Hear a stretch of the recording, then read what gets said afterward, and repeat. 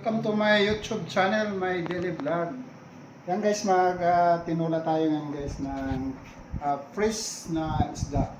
Yan guys, mayroon tayong isda na fresh. Tapos, dalawang klase ang gawin natin guys. Mayroon siyang mag-ihaw tayo. Yan, fresh na fresh, di ba? Yan. Ang ating lahok ay kamatis, sibuyas, at saka luya. Mayroon tayong charing, may malunggay tayo, at saka mayroon tayong ano din guys,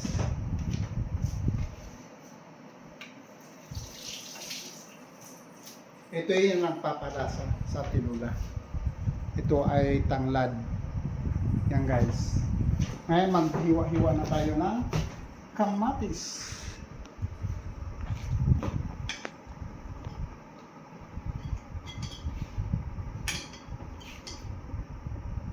Ganyan talaga guys kapag Bisaya, mahilig sa tinula. Kaya proud na proud ako guys sa mga Bisaya. Umaga pa lang tinula, at saka tanghali, kahit gabi tinula. Kasi ang tinula napaka-healthy talaga guys. Promise. Sarap ang tinula lagi everyday. Kaya pag ito lagi guys ang yung ulam, naku, ang layo mo talaga sa sakit. Kaya dito healthy ka, hindi ka magkasakit, may malunggay na, may tanglad pa, diba guys? Tapos yan, may bawang pa tayo, sibuyas, kaso litang ating guys, yung ating sibuyas. Parang nagtitipid tayo sa sibuyas. Kasi ang sibuyas nga guys napakamahan. Kaya tis lang kahit maliit. Pwede na.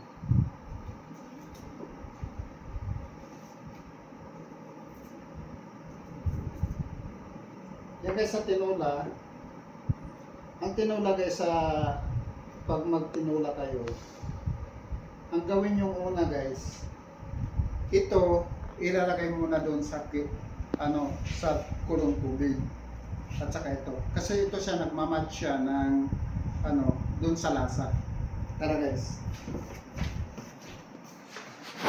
yan, nagpakulo tayo ng tubig. Yan, tapos takpan natin guys.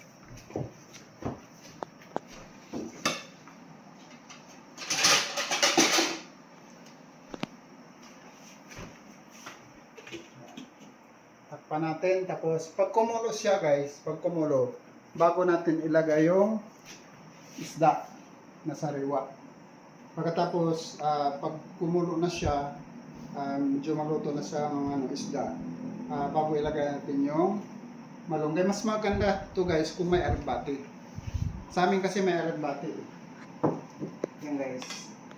Ito naman ay maganda tayo guys. Mayroon pa tayong guys, naglaga pala ako ng malunggay para inumin. Yan, di ba? Malunggay is the health, di ba? The best. Yan, ito yung ihawan natin guys. Ugasan muna natin bago ilagay yung isda. Ito yung ginagawa natin guys.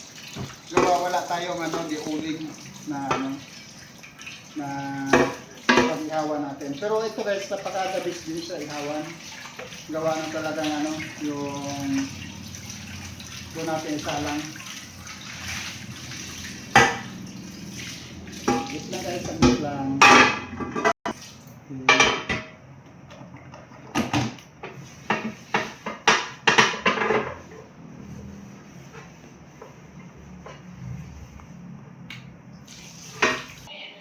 Yan guys, ilagay natin isda. Wow, umulo na. Sarap yan guys, amoy pa lang, grabe. Ganyan guys, magtinula. Pakulo mo na ng tubig. Yan. Tapos, timplahan natin guys, timplahan natin. Timplahan natin. Same. Konti lang muna guys, para ano, para mamaya. Tapos, yan, lagyan natin ng 3 patak lang. Takpan natin ulit guys. Pag kumulo yan, ilalagay na natin yung malunggay. Tsaka dito guys, ito yung ano, pinapainit natin para dun sa ihaw naman. Yan.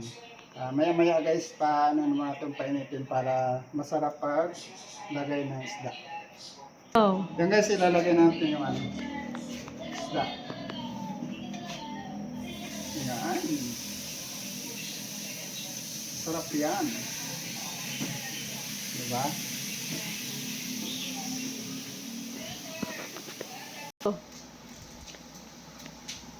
Simple lang guys ang malunggay, ganun lang gagawin. Rigo. Yung guys, kanina hinugasan natin ito, ang malunggay. Kasi hindi pwede na hinugasan guys. Kasi yung ano, yung alikabok, baka mayroong pumunta din eh. Kailangan ating ano talaga, hugasan.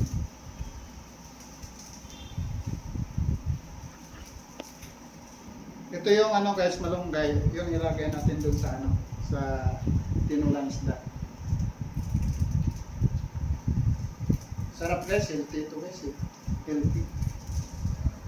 Ang health. Health is the best.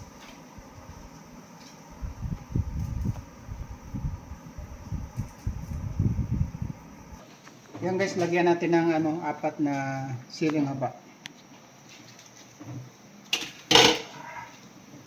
Putulin natin guys para ano, para mas maano talaga yung ano niya, hanghang. Takpan natin ulit guys. Re. Yan guys, lagyan natin yung marunong.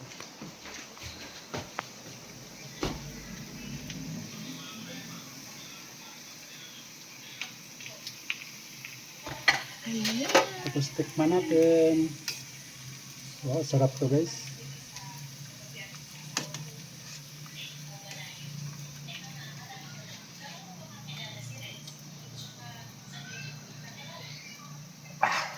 Napakasarap guys. Humahago dito yung ano, hanghang. Talaga napakasarap. Thank you very much guys sa inyong panonood. Ito guys, yan luto na, binarikta na natin. Diba? Sarap yan guys.